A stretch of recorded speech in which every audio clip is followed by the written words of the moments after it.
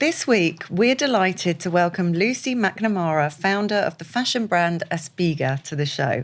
When she launched Aspiga in 2006 with a beautiful beaded collection of Kenyan sandals, Lucy had a clear vision that hers would be a truly purpose-driven, planet-friendly brand, creating not only beautiful collections of clothing, footwear and accessories, but ones that support the communities in which they are made and have fully sustainable production lines. 18 years later, you're B-Corp, you've got multi-million-pound turnover and you're growing, and actually is a real proof that you can grow business in a different way and with a different model. And I don't know whether you ever get time to reflect, but sometimes it must make you feel pretty proud. I hope it does. Oh, it does. It does at times. It does. You're absolutely right. It very much does. Splitting her working life between Hampshire and London, Lucy was diagnosed with ADHD 2 years ago. So as well as delving into her strong ethic, we're keen to understand how this has impacted her life and why advocating for people and planet makes a strong business case in 2024. Thank you so much for joining us today, Lucy. I've been desperate to sit down and have an in-depth chat with you for a while now. Likewise. It's so kind of you both to spare the time and to have me. We're kicking off asking all of our guests about their shake the table moment, which is the name of this podcast. So could you tell us about the first time that you remember shaking the table and how that felt? Gosh, it is an interesting one. And when I was thinking about it, I was thinking, gosh, I think I most probably shake the table most days, as I think many women do. But I suppose the sort of notable one might be during lockdown when I got approached by a landlord to open a shop straight after we were going to come out of lockdown, so July 2020. And everyone else was closing shops. And I went into opening shops because he sort of planted this seed as this opportunity and that they needed us to help to bring people in. And so I then sort of thought, well, why not? I'll give it a go. And it worked really well. The day that lockdown was over, people came swarming in and I was like, gosh, this is an opportunity. So I went around finding shops that people were moving out of and they were empty during lockdown. So I think that was quite unusual. When I was telling people what I was doing, they were all like, are you mad? Yeah. Because I think there was this sort of story that the high street's over, it's dead. No one shops on the high street anymore. Everyone had gone online and we were going back to the high street. And so that was most probably my slight moment for shaking the table in that respect. That is a great moment. It's a great. And at M&S, we've done a huge amount, and our CEO kind of says really regularly we believe in shops. And actually what we find is that what you need is to have a great online offer, but also that works with your shops as well. Exactly. They work in harmony, don't they? Totally. And if you can do both, customers love it. So that was a bold move. I mean, I know it feels, even when you work for a big business like M&S, still say we believe in shops, it still feels like a bold move. And I'd always said, I'm never doing shops, because I just thought the complexity, extra staff, and I was like, no, we're just an online business. We're never doing shops.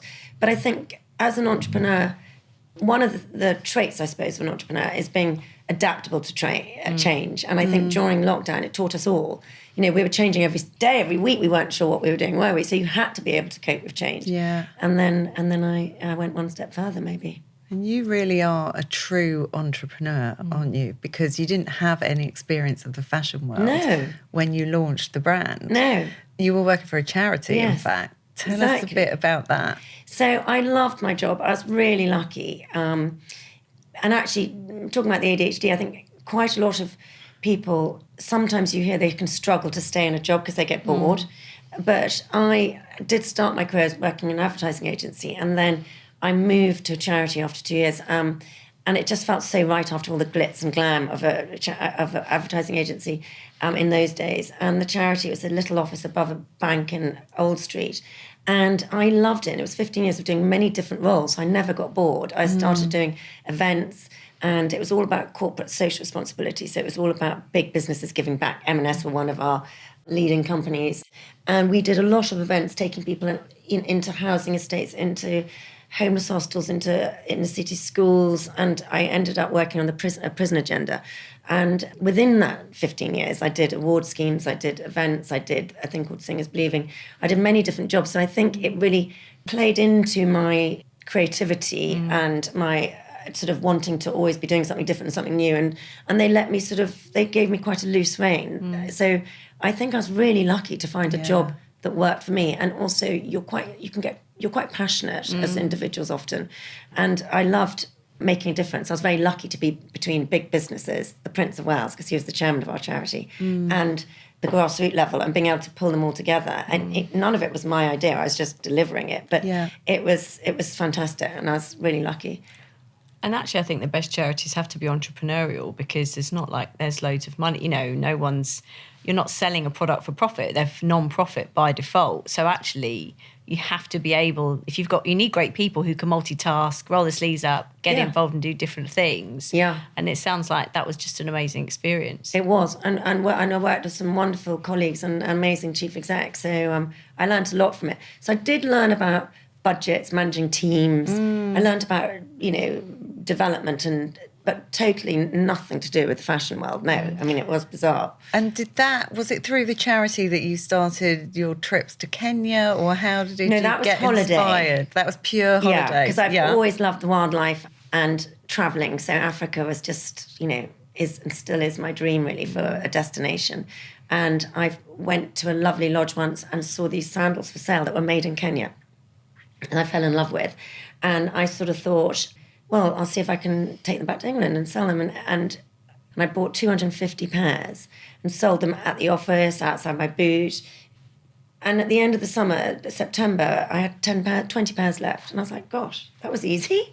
And I'd gone down to 4 days a week, and I always knew I wanted to work for myself. And I'm a real animal lover, and I wanted to be out of town eventually to be able to have dogs and live a more rural life. So I sort of always knew that I wanted to run my own business and work for myself. And even as much as I loved working for the charity, it was in London. And in those days, there was no working from home. So it was a natural step. And then I just found this product that I loved, and one thing led to another. And now it's a multi-million-pound business. Well, I'm not sure about very multi-million, successful. but it is. Yes, it is. It's getting there. That's incredible. Literally from sort of car boots, holiday inspiration. And actually, you know what I'm really proud of is quite a few brands started when I started, but I think I'm the only one who's done it on my own as a female with no partner. Some people have female partners, some people have husbands, some people have bring in CEOs, but also a lot of people get funding early on, or seed funding, and I've done it literally step by step. So you go slower. You have to, because we had to make money every year. So did you literally only be able to fund the expansion through your own sales? God, that is tough. We've never had a penny invested. So we first started off just wholesaling. So we sold to White Stuff, Crew Clothing, Russ and Bromley. So when you sell wholesale, you get deposits before, and it's easier in terms of knowing what you're buying, what someone wants. When you're going online, you have to guess all these quantities. Yes. So we did start that with a bit of money coming in that way, but we never had any form of investment. So I think it's a more difficult way to do it. Maybe more sustainable, and also it makes you value money a lot more. We couldn't have big smart offices. We couldn't be flying anywhere in business class. It was just all grassroots stuff. Was it stressful? Yeah, it's always been quite stressful, I think. But I think running a small business always is. Yes, yeah. But you're surrounded by, I've always been surrounded by brilliant people. And so I think, there's times, when you cry and you have the bad moments, but on the whole, it's, we've always been going steadily up like that. So we've always had something positive at the end of the day or month, or something to look forward to. And when you think about what's driven that growth, because I'm pretty sure that everyone, I don't know how many people work in the business, but I'm pretty sure they'd all say it's you.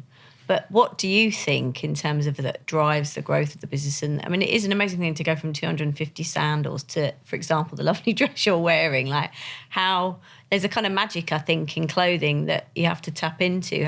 What do you think that is?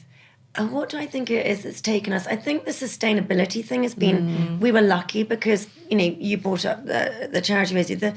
So when I set up the brand, I always knew that it felt a bit odd that I woke up every morning I was being paid to work for the charity, but not much. But it felt odd to suddenly do something that was just about making money. And so I thought, I know I want to always give back. I've been harping on about corporate social responsibility. So I need to make sure the business also gives back.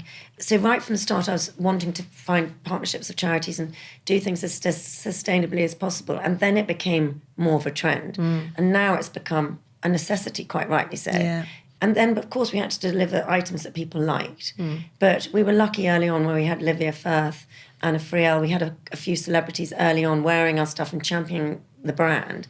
And now we have lovely people like Rosie and Sophie Rayworth, who reads the news, and Lisa Snowden. We have lots of Kate Garraway. We have lots of committed celebs that like wearing our clothes, and I think that helps get the name out there, along with a team that can deliver. And we've had very good partnerships of our suppliers on the ground. We still work with the same suppliers.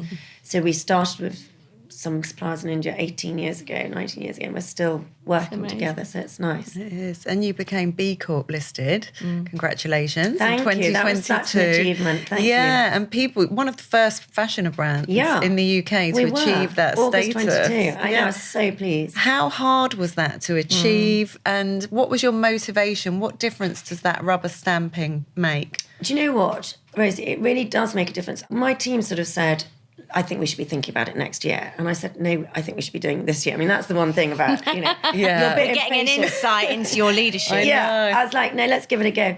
Because I knew we were doing all of the things anyway. And it's time consuming. There's a lot of different areas. I hadn't realised how many areas. I thought it was just about sustainable products. And I didn't realise it was all about human rights and how much you pay your staff. And so it took a long time. 2 people in my team worked on it, pretty consistently, along with their day job, because we're not big enough just to allocate a whole team. But it was time consuming, and it was about 18 months. But I think also B-Corp was so inundated with applications, it took them a long time. We came out with a good score because I think, it was all in our DNA. We were doing it. So working with artisans in Kenya, you get a lot of points for some of the smaller suppliers and the stuff you're doing. So it wasn't necessarily difficult to pass because we were doing it, most of it. But what I thought was genius about B Corp is they ask you as a business owner to change your articles of association. So you have to go and change a legal document to say that you will consider people and the planet as important as profit.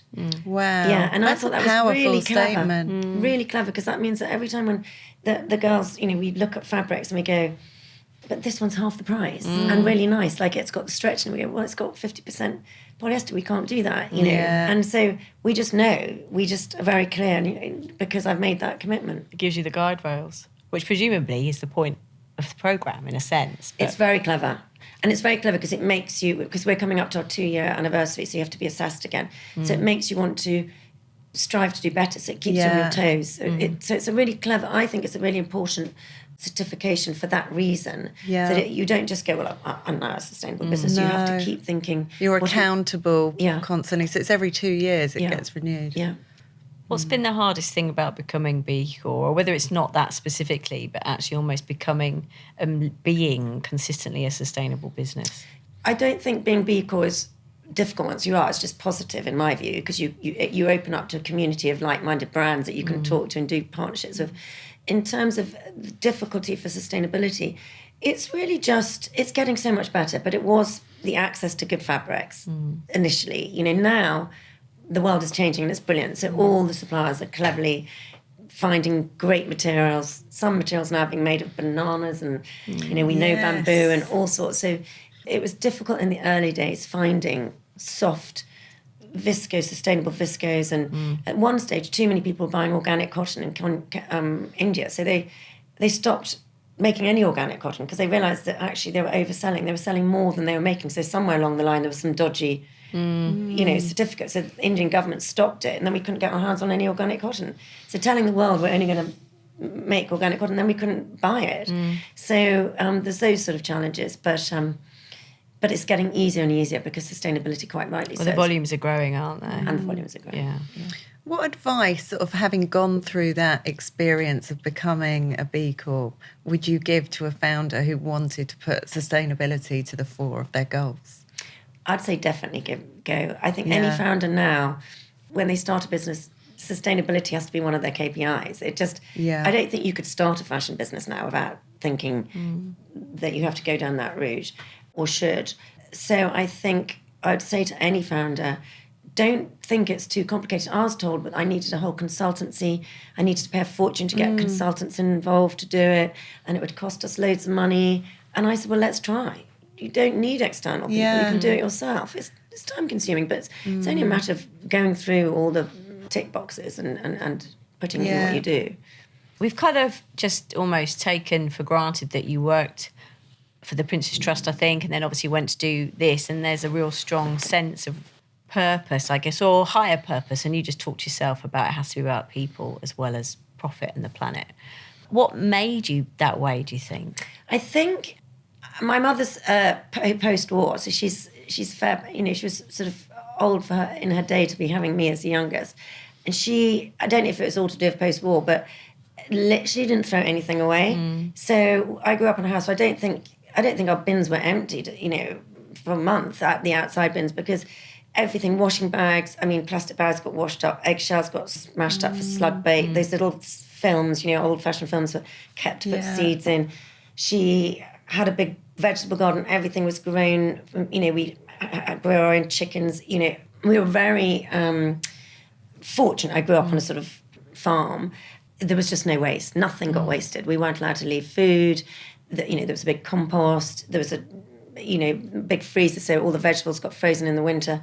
To almost take you through that period. To take you through the winter. Yeah, sounds amazing. How great to grow up in that environment. And even now, she bought me this little husky. Do you remember huskies with the cord pockets and the little blue and green jackets? Anyway, I was desperate for them when I was about 14 or 15. And I was always a bit small. And, again, she was careful for money. So she bought this huge, great husky for me that sort of swamped me a bit. She still wears it now. She's 93. Wow. It's amazing. She just can't throw anything away. And I've grown up, when you grow up with people who can't throw anything away, I can't throw anything away. And actually, when you read about ADHD, one of the things is also they're not very good at throwing things out. So I think a bit of that. But she was ahead of her time as an environmental, wasn't she? guess. And everything got darned, obviously, in those days. Sustainability. Darned buttons, everything got sewn. There was nothing, my tights always had darning all over them. So I think it was that. And also, my father he was an entrepreneur, and he ended up being a local politician and giving back to charity. So he was a philanthropist. So he ended up sort of getting an OB in. And I was always quite impressed of his wanting to give back as well. And like a sense of service almost. Yes. I know I was relatively privileged, and I think they both made me realise that. Not so much, but also working for the charity. I was around people from, people living in prisons and realising just how lucky I was. And actually, I get a kick. I enjoy being able to put something back, and I want to do more of it, actually. Now, you've touched on it a bit, your recent diagnosis of ADHD as an adult.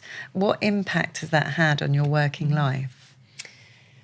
I think it is the strength of why the business is has succeeded. It's definitely a strength. When you look at many, when I first started finding out about it, you start reading up, the head of IKEA, Richard Branson, Soho House, there's so many entrepreneurs, because I think you've got to be a certain type of person that can just do everything and think at 100 miles an hour. So I can be doing, when you start, I was doing the foot modelling, I was doing the products, buying the products, dealing with suppliers, the finances, the marketing, and you keep doing that for pretty much up to 10 years, and people come in and help, but you're still, and the difficulty now is trying to peel back on still wanting to do everything. Yeah. So it has been the advantage in the early stages of, that's why you can do it, because you have got a brain that can quickly jump. You're creative, you think outside the box, and you think of opportunities all the time. You walk down a street and you see something that could help your brand, so you're on it all over. The downside is, I think, building the team and them being able to work with you because of the chaotic nature, because before you finish something, you're onto something else. Yeah. And sitting in meetings for a long period of time, I get bored of starting to, well, on one subject, let's say we're talking about this dress, and then suddenly I have an idea about swimwear, because I'm thinking that in my head, and then I'm off on the swimmer thing, and they're saying, but we haven't finished this. But I think we have, because in my brain it's done. Yeah. But they're trying to catch up, and I think they find that frustrating. But I think now I've been honest about it, and I've explained it all to them, I think they now know how to get the best out of me. They know the bits that they need from me, that I can make quick decisions, get everything ready. Don't go into meetings and not have everything ready, because Lucy will be da-da-da-da-da. Yes. And so... And see, it's a superpower. Yeah. And so they now go, okay, we've got this, and they're prepared for the sort of changes a bit. So I think we're at a good stage now, but I think it was really good that I found out about it and I was honest and open to all of them. I think you're very right that lots of those traits of entrepreneurs, that sort of busy mind and lots of ideas, because that is at the heart of entrepreneurialism, isn't it? It's absolutely it. We didn't evolve we're the hunter-gatherers. We didn't evolve into the farmers who plan, get their crops and rotate them. We're on our feet the whole time looking out for someone who's potentially going to jump on top of us. Kill us. Yeah. And we work You would really have been well. a good member of the tribe. Yeah. You work really well in a crisis. You're all over that. When something happens, you need to change direction. Shipment hasn't arrived. And it doesn't particularly freak you out because that's when you almost work your best. Whereas I think some people who are real Lou personalities, they're very dot the I's, cross the T, everything has to. When something goes out of that plan, so can't deal with it. But but you're right. Types. We couldn't have a business I was just going to say those people are very good, perhaps in accounts. And they're brilliant for working with me. I love them. But we can't have a team of all of them, and we can't have a team of all of me. Exactly, you need that variety. What drove you to get your diagnosis? I read a huge article in the Times actually from another female a bit younger than me. She was like 3 years longer, and it was literally like I'd written it, and people kept saying, "But you can't. You run a successful business." And I think I was running at a stage. It does impact my personal life more. I'm very lucky because there's two aspects of ADHD that I don't have, which I think could be really tough, which is the addictive personality. So some people really struggle and end up being addicts and having to, I've never had that. And you can have more of a depressive streak, and I don't have that. So I just have the chaotic, crazy bit. And in my personal life, it's very frustrating because I lose keys the whole time. I've lost my speeding license. I lose everything. The door, I came out of my flat the other day. The windows in my car were wide open, rain all night. Things could have been stolen. Leave keys in the front of the door because I'm always doing things. A million miles an hour. And not thinking. And so, and a lot of other people have husbands and wives and children that a lot of people are married to them. I mean, it's quite a common thing these days. But lots of people have their yin and yang. They have someone else that's like, okay, darling, where's your passport? Yeah. Yes. And I'm that one that doesn't have the passport. And 9 times out of 10, it works in my favour. Or I can always wing it. I can normally wing it. But, 10% of the time, there's a car crash. And it goes pear-shaped. And I just get so cross with myself. So I wanted to understand it. When I read that, I thought, actually, I want to understand it. And I want to potentially try to see whether the drugs might work. I haven't got around to the right one yet and all of that, because again, I'm impatient and I haven't tried properly, but it's really helped knowing it about it, actually, and knowing it's just not mad, crazy Lucy. It's like I'm one of many. That's so brilliant that you've shared that as well. So thank you, because I'm sure that there will be people listening who will really relate. Well, that's really kind of you, Rosie. A lot of people say, oh, it's so trendy now and everyone's saying it, and you sort of go, well, it's all very well you saying, well, we've all got it, but you haven't really all got it until you really know quite how debilitating it can be. And it's very hypocritical because it can also be so wonderful. I mean, surgeons have it. You wouldn't think of, and some barristers, because they like thrill-seeking jobs, so they can stitch someone for 10 hours. They can hyperfocus. And really hyperfocus, but they can't tidy their tool shed at home. And to have an official diagnosis really helps, because you do hear lots of people band around those, terms, don't they? Yeah. Saying I'm ADHD or I've got ADD, but, there's a spectrum as well for everything. Yes, and everyone has a little bit of something. We're not all... Yeah. And has it helped you at work, as you were saying, with people that work for you, to almost be able to code right? As you were saying, it helps them work with you, but actually at work and out of work, to help everyone understand, well, this is the way I am because of this, so therefore it would really help me as if you did this. Does it give you that platform to do that? I think it does. I think you're absolutely right. It does. I can't use it as an excuse, because sometimes, I'm impulsive and I am intolerant. That's not one of the good traits. You want everything immediately. And so... And you can't just use, it as an excuse. And of course, when you're in menopause as well, it's like double whammy. Yeah. So you do have to be aware that, you have to try to get, I'm going to just try to be a bit more patient. I wonder, if you were growing up today, whether that would have been diagnosed sort of a lot earlier. I'm and how sure that it would, because have the first question they ask you is, what would your reports like? I mean, all I had was Lucy is either distracting or being distracted.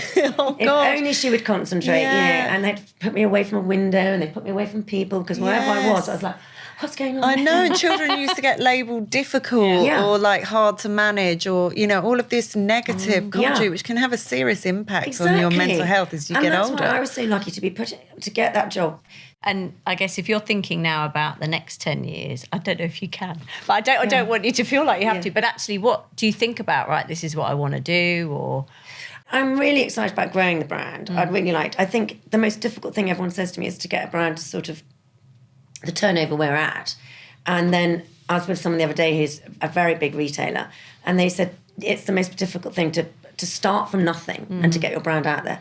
In the next 10, 20 years or 5 years, to be able to double, treble your turnover should be relatively easy with the right, and I think I am now looking at possible funding to help take the next step, because we've got everything in place now. We've got a great team. I built up with a group of interns who had no experience, and if they were good, I kept them and they stayed on. So my three girls, who are my three right-hand girls, all came in as interns. One ended up running e-com, one ended up running operations, and one ended up running the buying with me. So, but I couldn't afford to get great people from M&S. Now I can. Now we've got great buyers, we've got great heads of finance. So we're ready for the next move. And then I would like to bring in people that can run the business, and I'd love to stay involved, but I would like to go back to doing, I'm very passionate about the prison agenda. I'd like to go back at some stage to a bit more of the philanthropic side of things. And advocacy. Be an amazing advocate. Sounds like it. What does success mean to you?